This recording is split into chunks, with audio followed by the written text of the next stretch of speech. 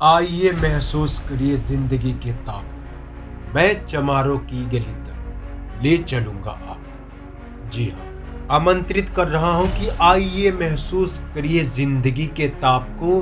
मैं चमारों की गली तक ले चलूंगा आपको।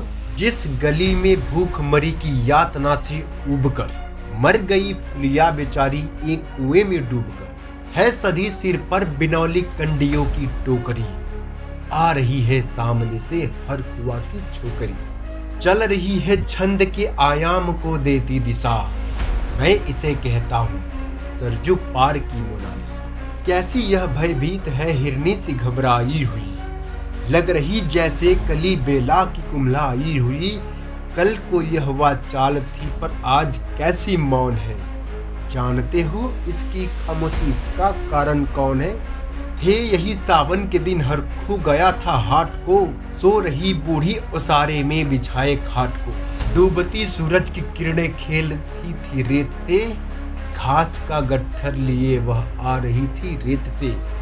आ रही थी वह चली खोई हुई जज्बात में, क्या पता उसको कि कोई भेड़िया है घात में। होनी से बेखबर कृष्णा बेखबर राहों में थी, मोड़ पर घूमी तो देखा अजनबी बाहों में थी।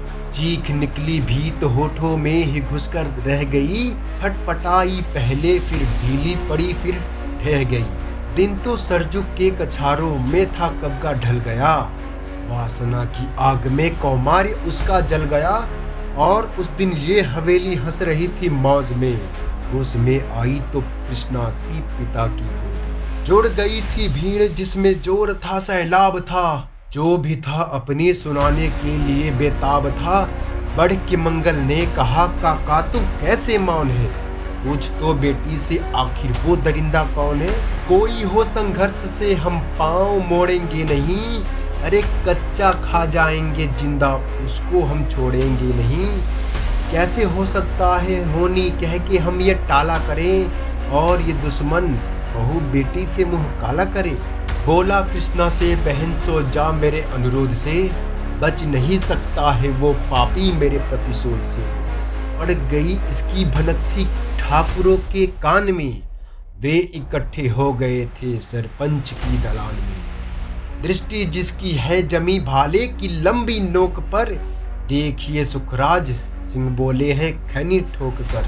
क्या कहे सरपंच भाई क्या जमाना आ गया, कल तलक जो पांव के नीचे था वो रुतबा पा गया।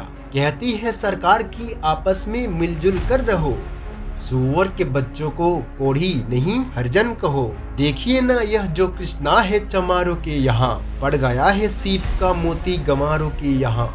जैसे बरसाती नदी अल्हड़ नशे में चूर है, हाथ न पुट्टे पे रखने देती बड़ी मगरूर है। भेजता भी है नहीं ससुराल इसको हर खुआ, फिर कोई बाहों में इसको भींच ले तो क्या हुआ। आज सरजू पार अपने श्याम से टकरा गई, जाने अनजाने में वो लज्जत जिंदगी की पा गई। वो तो मंगल देखता था बात आगे बढ़ गई, वरना वह मौजूद इन बातों को कहने से रही। जानते हैं आप मंगल एक ही मक्कार है, हर खू उसकी साह पे थाने जाने को तैयार है।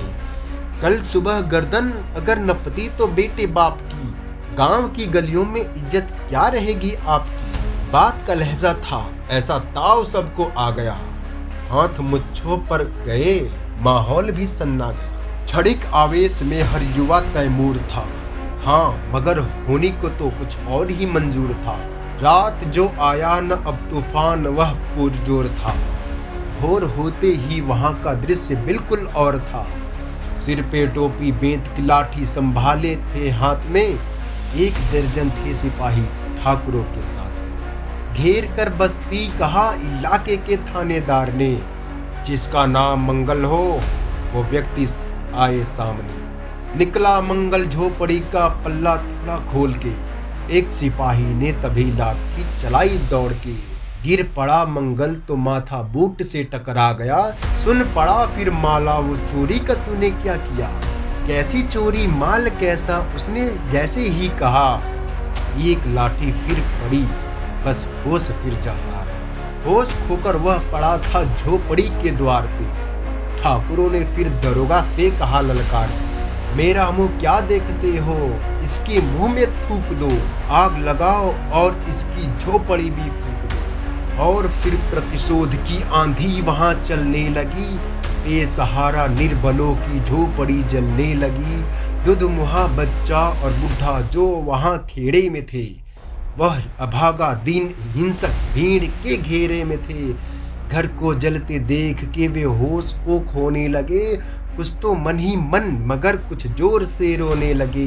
कह दो इन कुत्तों के पिल्लों से कि इतराए नहीं, हुक्म जब तक मैं न दूं कोई कहीं जाए नहीं। यह दरोगा जी थे मुंह से शब्द झलते फूल से, आ रहे थे ठेलते लोगों को अपने रूल से। फिर दहाड़े इनको डंडों से सुधारा जाएगा, ठाकुरों से जो भी टकराया वो मारा जाएगा। एक सिपाही ने कहा साइकिल इधर को मोड़ दो, होश में आया नहीं मंगल कहो तो छोड़ दो। बोला थानेदार मुर्गे की तरह मत भाग दो, होश में आया नहीं तो लाठियों पे टांग दो। ये समझते हैं कि ठाकुरों से उलझना खेल है, ऐसे पाजी का ठिकाना घर नहीं ये जेल है।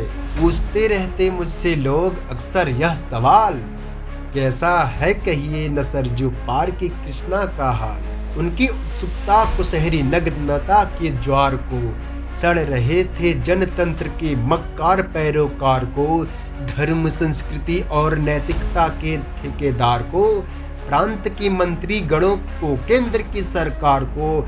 मैं निमंत्रण दे रहा हूँ आए मेरे गांव में, तट पे नदियों के घनी अमराइयों के छांव में।